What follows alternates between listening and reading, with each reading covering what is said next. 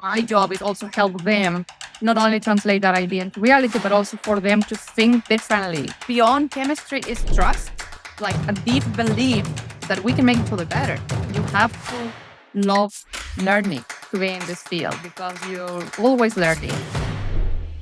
Hi, my name is Rohit Bassi, and welcome to the People Quotient podcast, where we focus on the most important asset in your organization, your people. In this podcast, I'll be speaking with CEOs, investors, and executives from around the world to learn how they build high-performing teams. But before we get going, please be sure to hit that subscribe button. And if you like what you hear, give us a thumbs up and invite your friends and colleagues to also join the community. Without further ado, let's listen in. Curious what VCs look for when they invest in companies or back CEOs?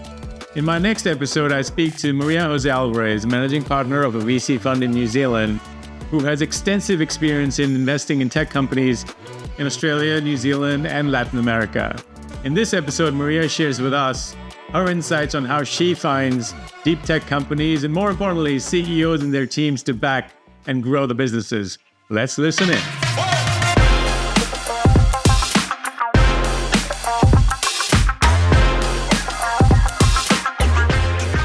Hey, Maria.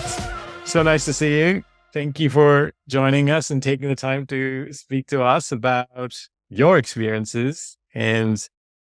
But without giving anything away, I think it best come from you, because I know a little bit about you as to where you come from and what are you doing in New Zealand. I'd love to hear from you, and then we'll go from there. Cool. Okay, so I'm MJ, and I'm a Chilean immigrant in New Zealand, been 7 years in the country. Previously to moving to New Zealand, I did biotechnology engineering. As part of my undergrad, part of my research, we spin out a company. So that was my first experience taking intellectual property from the university that was also mine, and raising capital, creating a company without even realizing it that we were creating a company until after. I did get into science to be in the business of science, so it was all kind of synergetic to me, and it further validated how much business acumen and it's needed to create successful companies in the science sphere. So after my own founding experience, moved to New Zealand, and I've been working in venture capital and investments in the New Zealand sphere since 2016. Have gone through private funds, government funds, and university-related funds. And I'm currently, for the last year and a half, almost at WNT Ventures, but always operating from pre-seed, so inception kind of idea, taking things out of the university, to currently to pre-Series A, but in my career up to Series A, and not only with the investment side, but also operationally. And I also sit in a bunch of investment committees, mostly invested in science-related ventures in New Zealand. And also I advise the Chilean Ministry of Science in what they call startup science, which is how the government spends their science funding into deep tech companies. Amazing.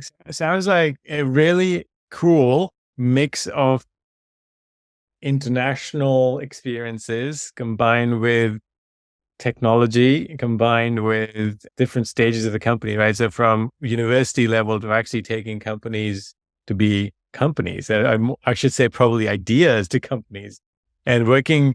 And I think the word that you've used a lot is science. And so obviously you're working with people who are extremely smart, very capable, but are looking for that. As a venture capitalist, would it be fair to say that your predominant place that you find yourself is helping ideas become businesses? Would that be a fair way to synthesize that? Yeah, but also the people behind the ideas, for them to change their mindset between just doing research, which is something that can be iterative, but also quite linear. Like when you're in academia, you know what your path might look like. If you just stay there long enough and you continue working, you become very specialized into one particular thing. So my job is also help them not only translate that idea into reality, but also for them to think differently so that idea is successful. Yeah, that's, to be able to do that, it's an amazing challenge, but also quite rewarding. And do you find that to be a very, how do you feel and what would be examples of things, even simple examples where you can expand on that change in mindset that you're just talking about? Oh, I love it. And I think the main reason why I do what I do. And a lot of the things that I do are basically to be the person that I didn't have when I was doing something. You know, and like trying to use my platform for the people behind me don't have to go through the same thing. Yeah. So when I was in uni and I was trying to take my idea, I had no idea, but also no one around me did. My university at the time, Chile was way behind in science commercialization. So I went to a town that had 10 universities. Only one had a technology transfer office, and it wasn't even mine. Wow. So it was a different university, you know? We had an incubation that it was a desk. And there were two other people around us. And that was like the access to what we, and then we were also managing other people's money. So it was really daunting as a 21-year-old to be doing all of that and not knowing what to do. I think that what I try to kind of be that support for the other founders that I'm currently working with. And I've seen a lot of really interesting stories through my career. One good example is from an electrical engineer, a really interesting piece of technology that it was kind of meant to be shelved. So universities find a lot of IP, but there was no way this academic wasn't thinking about leaving the university, but also he felt that there was like some value in how this new process was being developed. And I don't have a degree in that. And it took me a while to get my head around the technology. But once it clicked, I kind of see what he saw as well. We ended up signing a commercial agreement with Nokia after a year of negotiations. But not only that, but also that change in mindset and working with him, his lab got funding from Nokia that they still carried through. So he saw the success of that technology, but also that allowed him to hire more PhD, which is kind of what his intention was. Yeah. So I always look back to that example of how it changed not only for him, but also for other people around him and for that department. It became like a model on how others, and then after that, we had plenty of people coming to us saying, can you sell this to Nokia? Or can you help me get this to Nokia? But those were things that they were not even thinking before. That's a really amazing story. I think, obviously it sort of speaks to, again, you put on several hats by the sounds of it in your, at time working both as an entrepreneur, but also as an investor.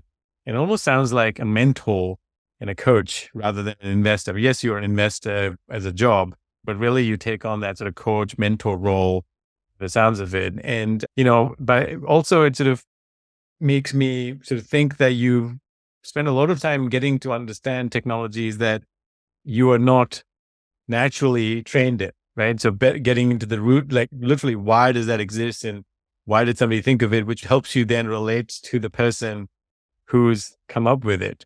So in that process, MJ, what have you found if for those VCs or private equity guys, investors, guys and girls listening to this who are either wanting to be an investor or are currently investors, what would you say to them as to what are the one or two things that you do, if it can even be distilled to one or two things that helps you be, I guess, helps you be able to do that, whereas, get into that level of credibility and connectiveness with the other person who's obviously very intellectually capable, and then help them be bigger than themselves, even though they don't even know what that is. So how do you navigate that? What's the trick? I think it's hard to still, I think, because I feel that it kind of comes natural in terms of I'm just very curious. And I think that you have to love learning to be in this field because you're always learning. And the minute that you're not curious about what other people are working, I always think that I'm the least smart person in the people that I'm working with because they've spent a decade working on it. I've spent an hour trying to get, and then I do some more research. So it's always about that curiosity. And I'm always curious about what led people to research what they're doing and kind of how did they end up there? Because that story tells me a lot about what are they trying to do? Why are they trying to do it? And like the end motivation for them. Yeah. And then the other thing is in a sea of knowledge, you need to be able to understand which buckets could become a thing. Like kind of signals of the future, if you will, So a lot of reading and a lot of you start picking up some trends. Okay, this is the type of technology that it's coming through. Which one or which area should we focus on? And try to from inside, so how the researchers are working, but also from outside, what are the industry telling you? And kind of how to try to match both. That takes some time, but I think that with experience, it becomes easier to pick up and kind of follow those trends. Yeah. That it makes sense because I think listening to you, what I'm taking away is that it's a two-part approach, right? That your willingness, but also not just willingness, but actually your excitement, I should say, to learn and the curiosity that you talk about allows you not just to learn about the technology, but as you say, the backstory, probably about the person. Like what, not just because motivation comes from something that they fundamentally believe. It's a belief system. And some people accidentally fall into stuff, but I think a lot of people who spend decades researching fundamentally believe, but that belief has to come from some deeper, meaning to them. And so I think that is one piece of it. And the other piece, as you say, outside in, is looking at the industry trends, but that goes to pattern recognition a little bit. And of course, do you think that you, as an investor, you're more thesis driven? So you have a thesis on various different trends and then you go look for opportunities, or is it the other way around? Both. Try to see, for me in particular, I try to see what are the things that I am interested to know more of all the things that I could. And then try to see how can I find the best people working on that. But then on the other side, it's like there's a network effect of like people coming to me, and like to me that it does come all down to the people, because this is a people business. I'm getting into these partnerships, and every time we invest, not only there's an opportunity cost, but also my first threshold is, can I work with this person for 5-7 years? So doesn't matter what they're working on, but I'm not excited about working with them, and that goes to like how excited they are of things, then it's just not going to be a fit. That doesn't mean that even though the thesis might be there and the money would be there, it's just not going to be a fit for us. Which to me is like, I'm going to be slowing down the founder, which could thrive with another supporter, or I'm going to be frustrated, so that just doesn't work. So I try to find those theses. I try to match. It's a lot of matchmaking. The way that my brain sees it is like a guess who type of game. Uh-huh. Like try to like discard as quickly as you can, or not. Interesting. So there's a few nuggets in there. That number one is that I think for investors looking first, what you're doing, whether or not this may work for everyone else, is you've got some passion topics. You've got topics that that you're excited about. So I think having those topics is key, right? What do you get excited about in terms of industry trends, technology trends, market trends, macro trends, or micro trends? I think having a set of those for yourself is really key for investors. That's one. Number two is, now that you know that will automatically allow you to learn about those things because you're naturally interested in it, right? Whether you learn through reading, learn through attending different conferences, or learn by talking to people who are working in that space. And then separately, what you're saying as an investor, what you found useful for you is then finding those who actually are working on it. It becomes really beautiful in that now people are actually doing work and you're like, oh, wow, okay, now this can be a reality. And so that's through that person. The third thing you've brought up is chemistry, really. I think that might be what you might be referring to, is that, if you guys have the chemistry, then the investment makes more sense, right? Then investing will become easier. But if you don't have the chemistry, then it becomes really hard to be in a relationship, right? I think that the beyond chemistry is trust. Because not only you need to get along with someone, but it's like a deep belief into that we can make each other better. Yeah. And that goes in like the trust of the relationship. How do you build that trust? Because obviously, as you say, they have spent a decade, you haven't, you spent an hour and, or maybe more, but not years. That's not like, How do you go from, A, how do you do it? And B, how do you do it quickly? Because obviously, you want to be able to help them as quickly as you can, but they don't know like going back to the beginning of this conversation, you said, they don't know what they don't know. They don't know how to get to business, how to think differently. So how do you do those things simultaneously? I think that I am very quick at knowing where is not thing for me. So it's much easier for me to have, and I've met, I don't know, stop counting after 300, 400 companies that had reviewed. So meetings, I used to have all this, but then I can keep track, like lost track. But so through all those conversations, you see a lot of, it's a selling process, but people are selling themselves. It's very easy to see when that selling process is not genuine and like it's not, when it's very transactional.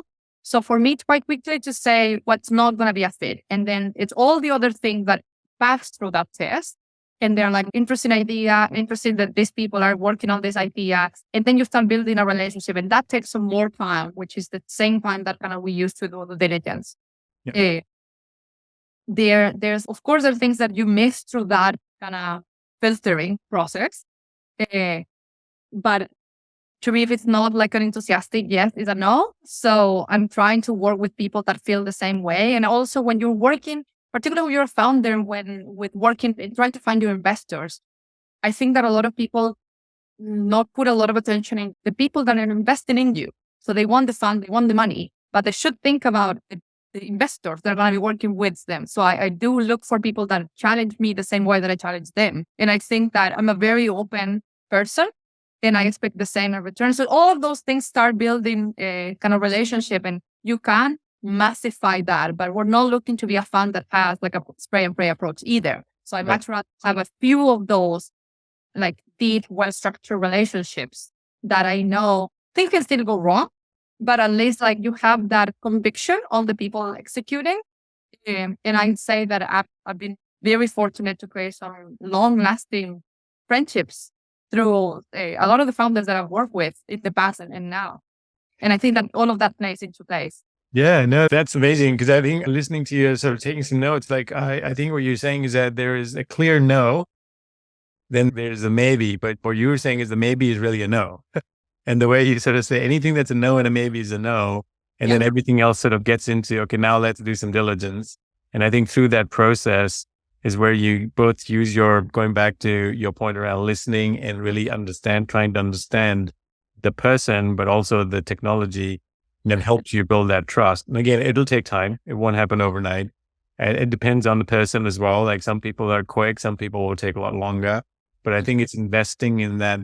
It genuinely, I think you're going back to the root of all of this is while you are a capital investor, you're also investing your time and energy into the person and what they believe in. I think that's what's distinguished. What I'm picking up from your approach is that what's made you a successful investor is that you actually allow yourself to take the time to get to know people. And I think it ties back to your point about, I know you didn't quite say this, but it's almost like quality over quantity, right? And so I think to give you because you only have so much capacity, right? Either you can look at a lot of deals and put a lot of money to work, or you can look at a few deals and really invest your time and money. And everyone has got their own answer, but the answer that works for you is more quality over quantity. And I'll say that the thing that people don't understand sometimes with that process, and this is all a very personal approach to it as well. Because for example, for me, a few of the maybes, I'm like, there's something there. I can't quite pick it up. Why to me feels like a no, but it just feels like something's off for me. So I usually, what I do in those cases, I get someone else from my team to be like, I think that you should look at this. This is what I have and get your own perspective and then kind of calibrate, because I know that a lot of that includes some of my own bias into just, something just doesn't feel right. So those kind of next level, not fully enthusiastic, yes, there's something there. I usually get like passed on. But I think that a lot of people don't realize that the kind of quality over quantity, like quality for me, what my threshold of quality is. That doesn't mean that the company is not investable or the company is not good enough. It's that I don't see that partnership working for almost a decade and being successful. Yeah, I'm so glad that you brought that up, because I think what you're saying and almost saying is that it's the quality for you. An investment is not just the quality of the idea. It's the quality of the relationship that you will form with the person who came up with the idea. And I think for you, that's the right blend, as opposed to, that doesn't mean that, you could have an amazing idea, but if you don't see that quality of relationship, probably not going to invest in it because it may not be the right thing for that company and the people involved. Yeah. So for example, I met a company last week and what I probably think is one of the worst meetings I've had ever, because it felt like they didn't want to be in it. So the idea is super exciting. I saw the information come through and I was like looking forward to it. I had a lot of questions already, but just the energy or the lack of energy that they brought and how they presented not only themselves, but like the thing that they were working made me lose like all interest. That I'm like, am I going to have to be poking these people for a decade to get something done? You know? So although that is a theme that I'm interested in, it's just not going to work. Yeah, it's very, I mean, my philosophy has always been you invest in people more than you invest in companies. And I think that's sort of what you're getting at, is that if your investment, if you see that, can you underwrite the person? Not in your case, like in private equity, you've got a whole team, you've got a business that's working there, you've got to put debt on the balance sheet. So it's a full business. Whereas you are with investing, underwriting a person and their idea simultaneously, because they're the ones who are going to be needed to help that idea develop. And so I think it's a really great point, which is you're underwriting people more than anything else. And if you don't take the time to get to know them, if you don't find that chemistry is going to work, then your underwriting is not going to be great. And I think you don't want to underwrite. And how do you underwrite that risk? Because that is a pretty big risk. Yeah. And if you underwrite that, you're probably saying this is not worth the deal. And so that's for you. I think that's one question for you that sort of comes up. A lot of these companies, and as you say, this is a multi-year relationship for those that you end up underwriting. And a lot of some of these people who are engineers, scientists, very brilliant intellectual people who've got these amazing ideas that now you've found that you can invest in them and their idea. Now they've got to build a business, which is not their strong suit. But as an investor, you need to see the business grow because that's how you get your return. So going back to the bread and butter of what you do, how do you have ways to quickly determine if the person with the idea can be a great CEO, or how do you go about that? Because they can go in so many different directions. Yeah, I think that's a case by case. So I don't like the narrative what is like kind of good, like scientists don't make good CEOs. That is quite ingrained here. You need to bring an external person. I'm like, yes, sometimes, but a lot of times you can train those people. And I think that it goes into, again, the motivation for them. Was it like the inception story of the company, the university trying to push this to spin out, and then the kind of researchers just like involved in it? Or like going to be like on the board or an advisor, like that immediately tells you, okay, where their heart really is with the idea. Yeah. I find that the ones that make best CEOs are the ones that are like deeply invested into solving this problem. Yeah. So they know the most about not only the technology itself, but like the market where the technology is going to be. But they're also willing to attract great talent around them. Yeah. So I do gauge all of those things when I'm meeting them. But also their own ability to recognize I can be great at this, or I'm actually not. I'm happy to be on the sideline, but these are the type of skills that I need alongside me. Yeah. So I have no problem with either. If it's, I'm dealing with a few more technical CEOs that gonna like kind of first time running a company. And for that, not only I get really involved, but also try to think of what's the board composition of the wraparound that we can put. And that's also part of our job as investors, to provide that and not expect them to know. Yeah. But allow them to do the work. So not do it for them. And then there's like a few that are, I think they're great. They think they can do the CEO of it, but not quite.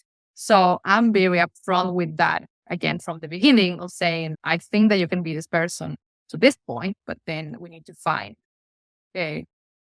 someone to replace you or like you step to the side.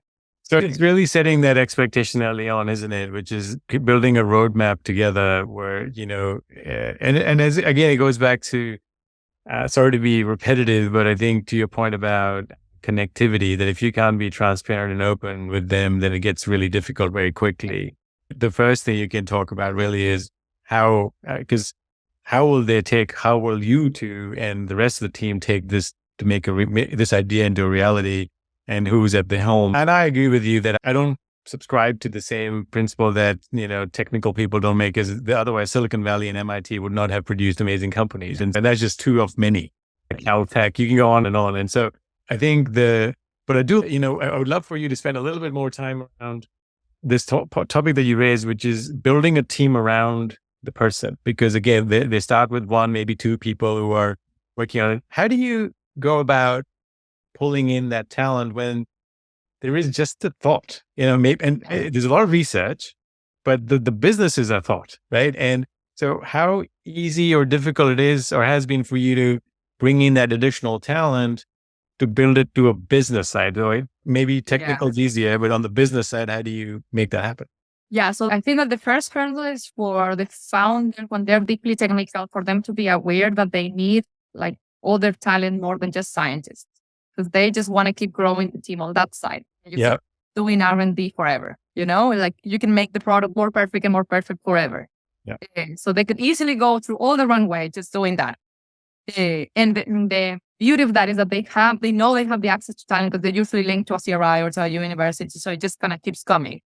So the first hurdle is to take them away, to look to the side and be like, okay, but you need to sell this. You can't just build something that no one will buy. We try to do sometimes they have a few kind of affiliation already with people and just try to gauge, is this the right partnership put around them? And if not, can we with someone better, either from here or somewhere, like kind of where the target market, or try to do like a bit of floating where we do a lot of it at the beginning until we kind of can onboard people when we know the right type of talent that we need. Because the first 18 to 12 to 18 months after the investment, usually we're still figuring out, can this be a company? How will this be a company? So I've seen a lot of kind of mismatch expectations with bringing really good top talent too early into company's journey. And then that's just frustrating and it's just wasted time. Yeah. So I'm much more of the approach of doing more with less at the beginning until we figure out what's the right positioning, and then see, okay, now one, we can afford it. We have the best. If you want to attract the best talent, you also need to make it worth their time. Yeah. And a lot of the times at the very early stages, we don't know if we're going to be around in 2 years. We hope that we're going to be around in 2 years from now, but why not? Yeah. So it's not very attractive for someone that has like a steady paying job in another company, even if it's another startup, unless they're really like, that's precisely what they want to get into. But then also the arrangements there are quite different. Yeah, no, it's so many hurdles, right? Because I think to your point about timing, and effectively what you are is a matchmaker, but you're a matchmaker throughout its journey by the sounds of it, because what you need in the first 18, 24 months and who you need it is going to evolve when you get past that 24-month mark. And so if you mismatchmake, if that's the word, then it actually will cause frustrations all around. It actually creates more chaos. And then you have to manage because you're the one who created it, right? As an investor, if you want to get that deeply involved. Because I know some strategies are not to get that deeply involved, but clearly in your case, you do like it and that's where you thrive.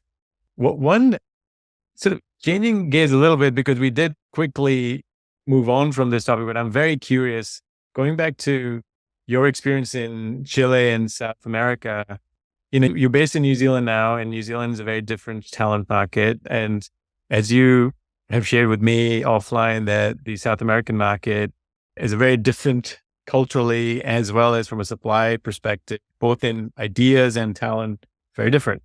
Can you share with us a little bit about that market, as to some dynamics in that market, and maybe contrast the two, just for those who are listening in, either in New Zealand or around the world? Yeah, I think that there are a few different. So one, that riskiness to create a lot of things from a university perspective as well. Universities put a lot of focus on funding commercially viable research more than just pure research. We have really good success stories recently. North Korea is like the most prevalent one, but that has created a full generation of people that want to be entrepreneurs. And that sense of urgency to beat everyone else in that journey, it's kind of quite prevalent. We have access, in Chile, we have access to funding. There's not a gap like in New Zealand. In New Zealand, you still have to prove that you can do A to B and then B to C, and then that kind of slowly incremental growth. One in Chile is like, you've done some research, like we approve checks of here are 200 million. That's not an old request. And that usually involves, we're going to build up a lab and like a facility and like all these things, but it's the scale of thinking, it's bigger because we have more people around us. So even if you're serving your own market, you already are at capacity. Yeah. So I think that being there in Latin America as a whole, just that connectiveness, and fintech, I think, is a good example. There's 1,000 apps and 1,000 fintech related companies, but half of them are actually doing really well because there's that much demand. Yeah. for markets. But then it becomes like, who's going to acquire who? And like something really interesting I'm seeing happening in maybe the last year is that there are companies that are not that evolved, acquiring other companies less evolved, just because that will allow them to grow faster. So it's becoming a lot more tangible than before. And I think that sense of urgency with talent, with growth, with technology, you just find a way, because you know that if you find a way, that the capital is not the problem anymore. Got it. And then the other thing you're talking about is that I think the difference between the two is that it's a much larger market, right? And so what allows the commercial viability in that market to like really take hold is different from that in New Zealand. And then, as you say, in order to feed the engine, which is people, the fuel, the talent, to make that a reality, again, is a bigger access to talent there. But the fundamental difference, though, is that what you're all saying is that it has happened top down, which is the government has really, whether it's university or private or public, the government sounds like is proactively and consciously applying that strategy to say, hey, look, let's do it early. Let's not have a lot of stage gates. Let's find commercially viable ideas and not theoretical ideas, and let's quickly get them to fruition. And then they don't need to have gone all the way to IPO or a big company. Let's do M&A to further make that scalable and adaptable. So there's a lot of creative thinking and business development that has also inspired more startups to take shape. Whereas in New Zealand, perhaps that could be something that we can learn from. And there is some bottlenecking because of talent and size, but fundamentally, and this is a question we probably, obviously you and I can't answer that today, but is this a question for those involved in New Zealand startup ecosystem is, how do we accelerate and how do we learn from other like LATAM, where we could potentially, and maybe that's why you're here, maybe that's why you're bringing that to New Zealand and trying to change ways. There's a lot of, I look at Chile now, and I look at Chile not only because I'm from there, I'm working with people there, but also because it's become like a bit of a hub in LATAM. But we often, in New Zealand, we do the same, but kind of like overnight success. But the success that Startup Chile started in 2011. So it's very easy to see all the results of that, but it's been kind of grinding in the back. I wish that push for government initiatives, and but you have to see it working to kind of double down on it. It's kind of getting that push of about who does it first. New Zealand, at the time before moving here, Startup Chile was already running in Chile. I saw that New Zealand was more advanced in what Startup Chile was doing at the time. But to me, what has been surprising is just the speed that being in a different position, New Zealand being ahead, Chile just kind of taking flight, and New Zealand still very incrementally evolving. And I think that one of the mistakes that we make is comparing ourselves to countries and societies that we're just not. For example, I keep hearing about how can we be more like Israel, which is a great case study, but it's not New Zealand. Like everything about the economy in Israel and the innovation space is different than what it will be in New Zealand. So there's not much we can learn from it. Some things are like, okay, this is how you can do it, but you can't really compare it. Yeah. And I think that comparison, it's actually hurting us. Or like we used to hear like, how are we more like Silicon Valley? And I'm like, but do we want to be that in the first place? Yeah. I think where you highlighting there, MJ, is that, what's our identity, right? If for people in New Zealand, what is their identity from a VC or startup ecosystem perspective? And then who do we want to be when we grow up? And I think perhaps that clarity is needed in order to allow for it. I think Chile, but as you described, found that clarity, and of course there needs to be proof of concept to then say, okay, this makes sense. And Israel, as we all know, and Silicon Valley and India, like they're different. They've found that their pocket and they've found their identity. That doesn't mean that's the final identity, but they've found enough of it to say, this is how we're going to do things. And we're going to fuel it this way. And I think perhaps that's the place where New Zealand's got to get to before it can take the next big jump in innovation and startup scene.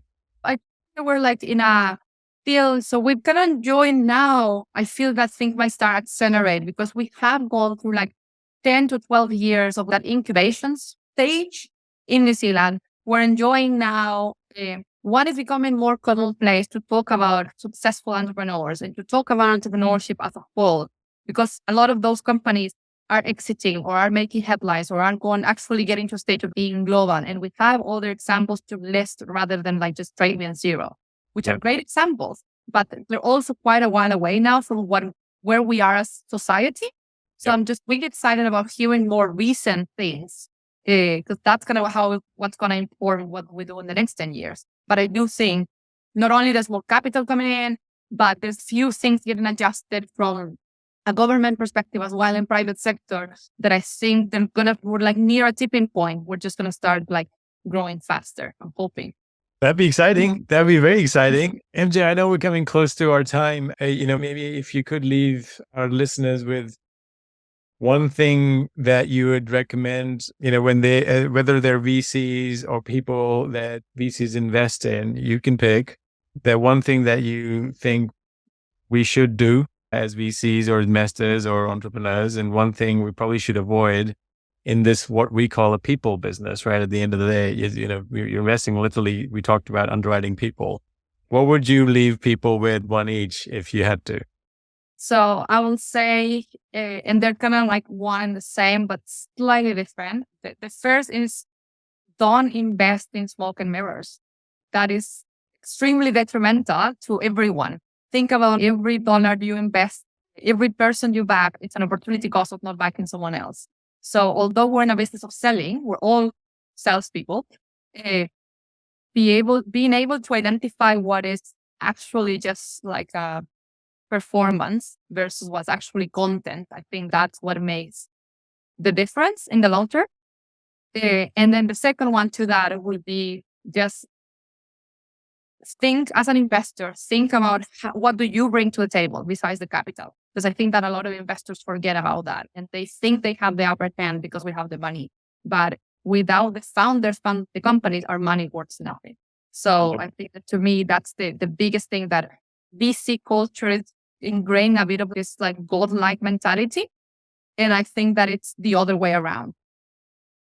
I love it. I think I couldn't agree with you more in that, as it goes back to your core belief of investing in people, and also believing, there's a sense of humility that is coming through in this conversation from you, and that just awareness of what you know, what you don't know, and how much we as investors are reliant on those who actually come up with the ideas. And, rather than feeling it the one side, it is a two-way street. And I think it genuinely is, both on trust, both on respect, both on what every one of them brings to the table. So thank you for sharing your thoughts. This has just been great. I really appreciate it. And so good to be able to chat once again. Awesome. Thanks for having me. Take care. Bye. And there you have it, folks. Another episode of the People Quotient podcast. Thank you so much for tuning in. And if you enjoyed what you heard, please be sure to give us a like and invite your friends and colleagues to join us in this community. Until next time, stay focused on your people. Signing off, Rohit Bassi.